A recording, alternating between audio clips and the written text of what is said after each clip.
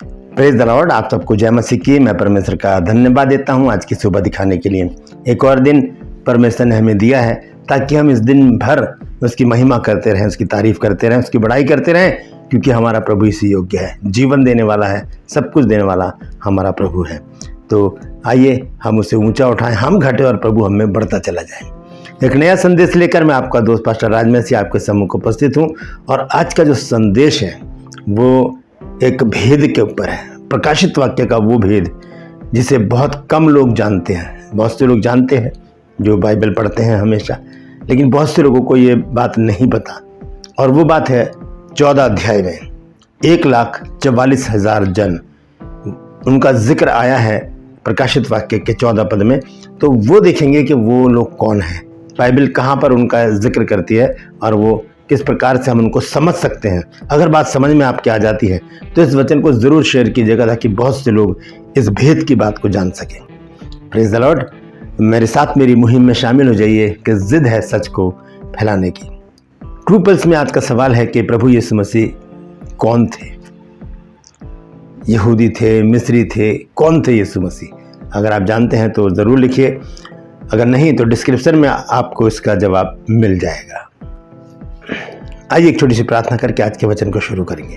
प्रभु जी, मैं धन्यवाद देता हूँ आज की सुबह दिखाने के लिए और विनती करता हूँ प्रभु जी, आज के इस वचन को शेयर करने मेरी मदद सहायता कर। मेरे होठों को, मेरे दिल दिमाग को छूकर ब्लेस कर। मेरी आत्मा और मेरा शरीर तेरे ही कब्जे में रहता कि बोलने वाला मनुष्य नहीं बल्कि तेरा आत्मा हो। जितने भी लोग इस वचन को देख रहे हैं, सुन रहे हैं, उन सब पर मैं तेरी आशीष बोलता हूँ। हर एक को आशीषित कर, हर एक की रोग बीमारी को, चिंता को, परेशानी को अपने सामर्थ्य नाम के द्वारा दूर कर दे। प्रभु यीशु के नाम से मांगता हूँ, आमीन।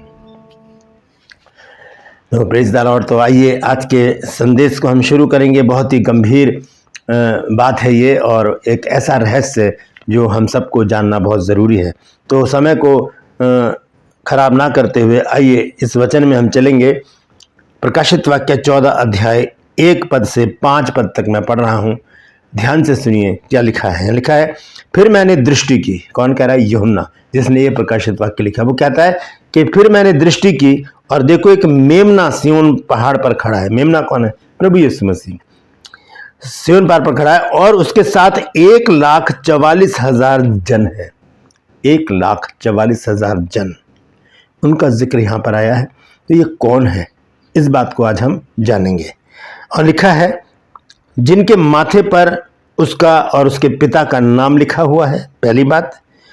और स्वर्ग से मुझे एक ऐसा शब्द सुनाई दिया जो जल की बहुत धाराओं और बड़े गर्जन का सा शब्द था। और जो शब्द मैंने सुना वह ऐसा था मानो वीणा बजाने वाले वीणा बजाते हों। और सिंहासन के सामने और चारों प्राणियों और प्राचीनों के सामने मानो यह नया गीत गा रहे थे।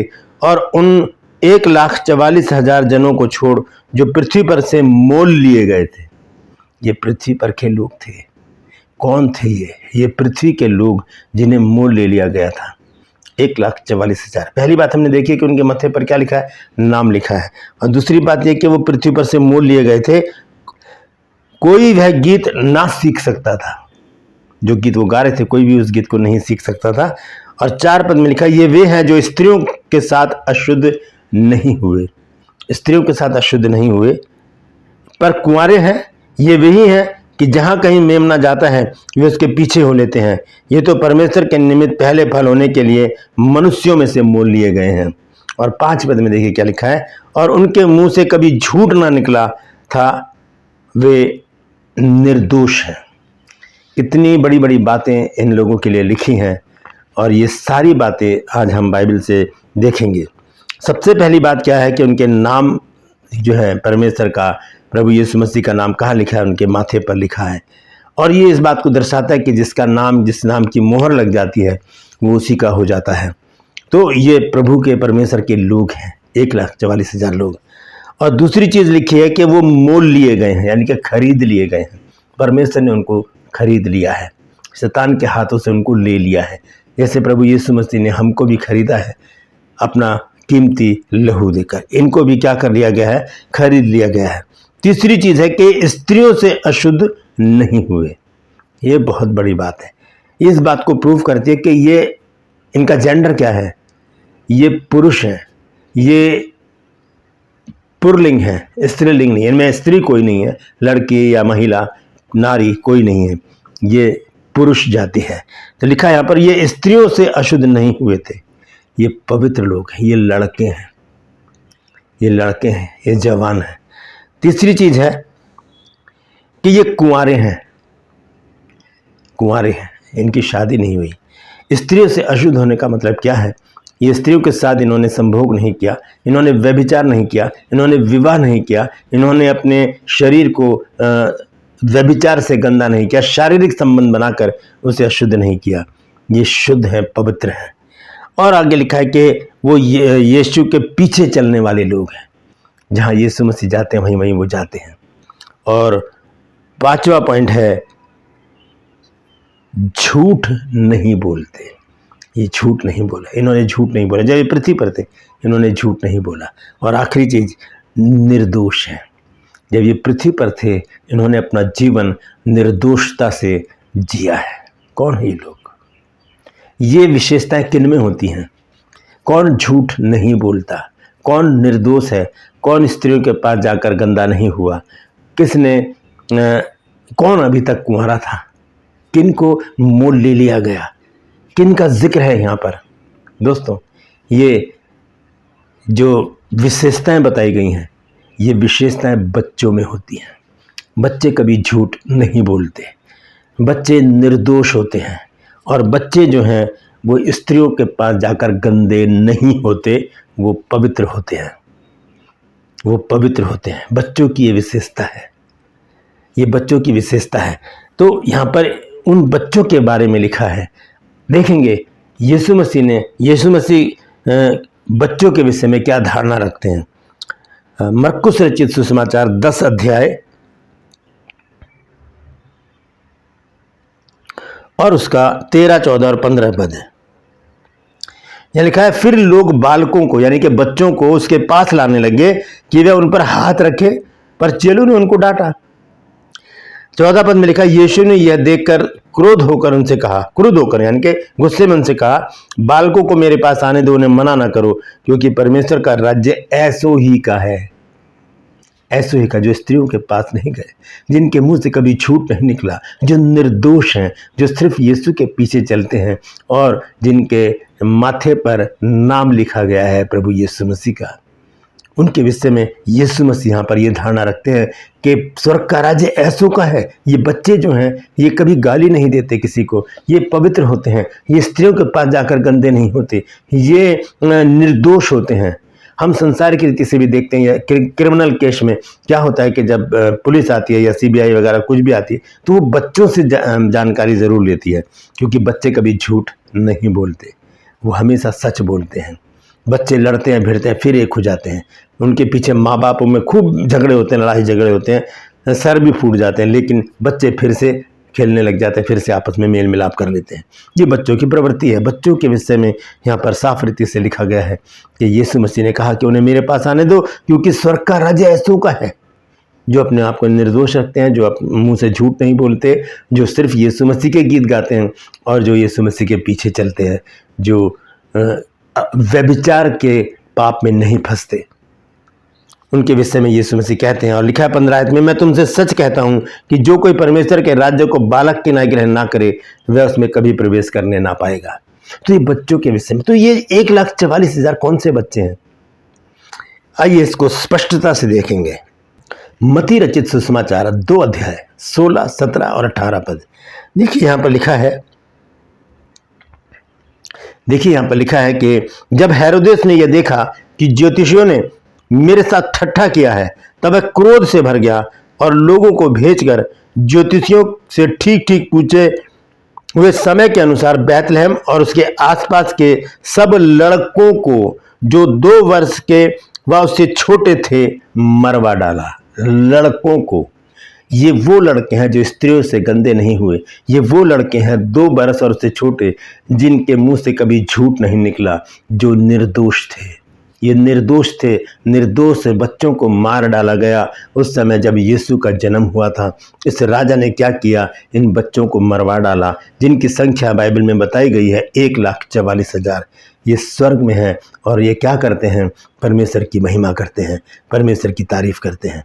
दोस्तों, ये वो घटना है जिससे पूरा जो शहर है वो दहल गया था।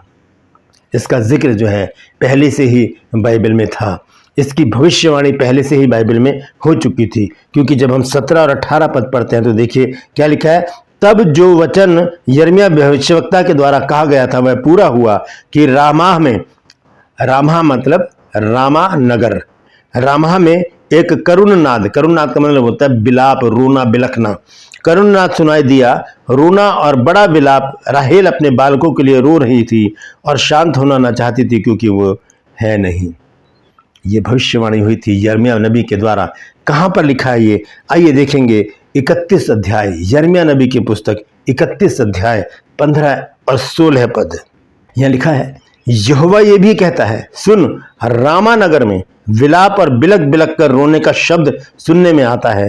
राहेल अपने लड़कों के लिए रो रही है और अपने लड़कों के कारण शांत नहीं होती क्योंकि वो जाते रहे। 2-2 बरस के बच्चे हेरोदेस ने मरवा डाले। कौन थे ये लोग? निर्दोष। ये कभी झूठ नहीं बोलते, इन्होंने अपने आप को व्यभिचार से गंदा नहीं किया था। ये लोग 1,44,000 लोग कहाँ पर थे? स्वर्ग में, जो परमेश्वर की महिमा कर रहे थे। Praise the Lord. 16 पद में लिखा है, यहोवा यूं कहता है कि रोने पीटने और आंसू बहाने से रुक जा, क्योंकि तेरे परिश्रम का फल मिलने वाला है और वो शत्रुओं के देश से लौट आएंगे। कहाँ पर? स्वर्ग में। Praise the Lord. तो ये 1,44,000 का जो रहस्य है वो क्या है? ये वो बच्चे हैं जिसे हेरोदेस ने मरवा डाला था।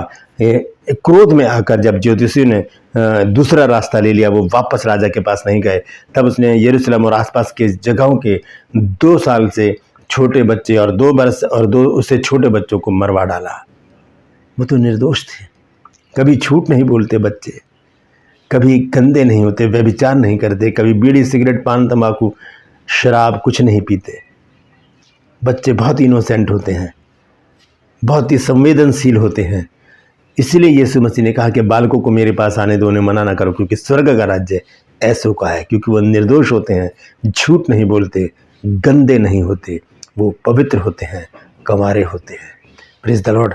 यहाँ पर हम वापस आएंगे, एक पद को दोबारा से पढ़ के मैं समाप्त करूँगा। मत्ती रचित सुसमाचार 2 अध्याय और उसका 16, 17, 18 पद हम पढ़ रहे थे। तो यहाँ पर हमने देखा है 16 पद में, जब हेरोदेस ने यह देखा कि ज्योतिषियों ने मेरे साथ ठट्टा किया है, तब वह क्रोध से भर गया और लोगों को भेजकर ज्योतिषियों से ठीक ठीक पूछे गए समय के अनुसार बेतलहम और उसके आसपास के सब लड़कों को जो 2 वर्ष से छोटे से मरवा डाला। लड़कों को, महिला, नारी, स्त्री, बेटी, ऐसा कोई जिक्र नहीं, लड़कों को। यही जिक्र प्रकाशित वाक्य 14 अध्याय उसके पहले पद में आता है कि वो कुंवारे हैं, स्त्रियों से गंदे नहीं हुए।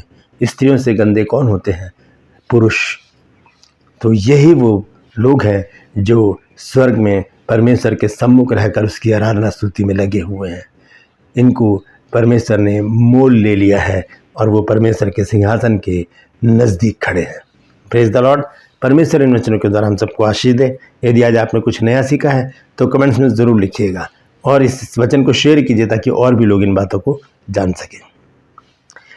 ट्रू पल्स में आज का सवाल है कि यीशु मसीह कौन थे, कौन सी जाति के थे? अगर जानते हैं तो उसे कमेंट्स में लिख दीजिए, नहीं तो डिस्क्रिप्शन में आपको इस सवाल का जवाब मिल जाएगा। मेरे साथ मेरी मुहिम में शामिल हो जाइए, जिद है सच को फैलाने की। Praise the Lord. यदि अभी तक आपने मेरे इन चैनल्स को सब्सक्राइब नहीं किया तो अभी सब्सक्राइब कर लीजिए, बेल आइकन को दबाइए ताकि नोटिफिकेशन आपके पास पहुंचे, नया वीडियो बिना व्यवधान के आपके पास पहुंच जाए। मेरे वीडियोस को लाइक कीजिए, शेयर कीजिए और कमेंट्स वक्त में आकर मुझसे ज़रूर बातचीत कीजिए। Praise the Lord. आज के लिए बस इतना ही, फिर मिलूंगा एक नए संदेश के साथ, एक नया वीडियो लेकर। तब तक के लिए मुझे इजाज़त दीजिए, लेकिन अपना और अपनों का ख्याल रखिए और निरंतर बाइबल पढ़ते रहिए, क्योंकि इसमें बड़े बड़े भेद की बातें छिपी हुई हैं। Praise the Lord.